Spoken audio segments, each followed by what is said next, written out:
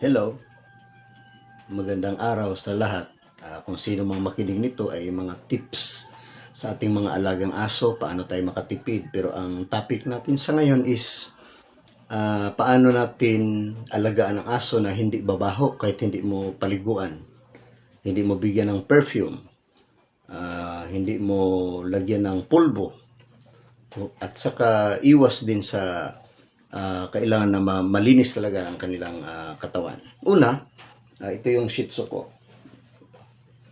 Ito yung Shih Tzu ko. Yan.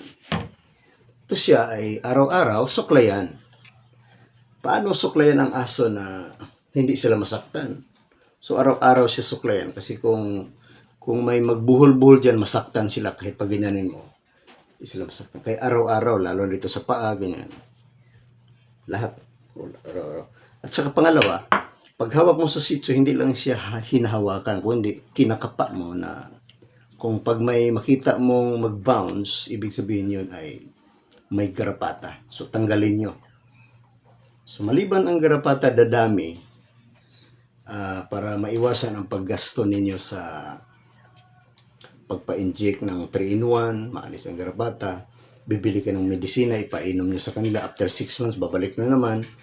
Simple, may bigay akong tips sa inyo. Una, maghalo kayo ng tubig. Una, ang kailangan ito lang. Apple cider. At saka tubig. Punuin nyo itong spray. Punuin nyo. Then, lagyan nyo ng at least 3 tablespoon na apple cider vinegar. So, every day, gawin nyo lang sa aso nyo. Simple. Spray lang. Yan. Yan. Spray. Lalo na dito sa porsyon ng tinga. Dito. Isprayhan nyo lang ganyan. Ganyan. Spray nyo lang. Dito din sa paa. Dito. Spray nyo sa ilalim. Ayan. Kasi ito siya ay nakawala ng iwas mabaho ang aso nyo at saka yung garapata mawawala din siya. So everyday, suklay. Morning at saka afternoon. Ano lang. Simpleng mga tips para sa aso na hindi lalaki ang gasto natin. Yan.